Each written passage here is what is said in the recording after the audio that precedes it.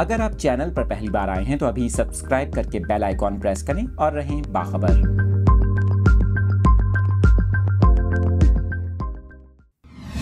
Update کر رہے ہیں آپ کو۔ کراچی کے شہریوں کے لیے اچھی خبر سامنے آ گئی۔ D I G traffic Karachi کی جانب سے اہم احکامات جاری کر دیے گئے۔ رمضان المبارک میں چالان سے متعلق یہ اہم فیصلہ کیا گیا ہے۔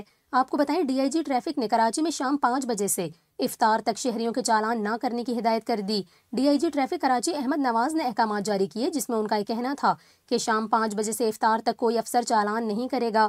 ٹریفک رواں رکھا جائے تاکہ شہری بآسانی اپنے گھروں پر افطار کر سکیں۔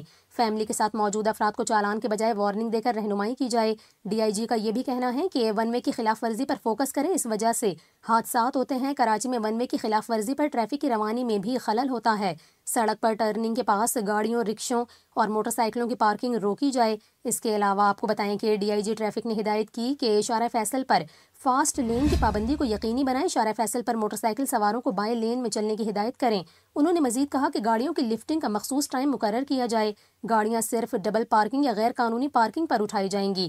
بدتمیزی یا جھگڑا کرنے والے افسران کے خلاف کارروائی کی جائے گی۔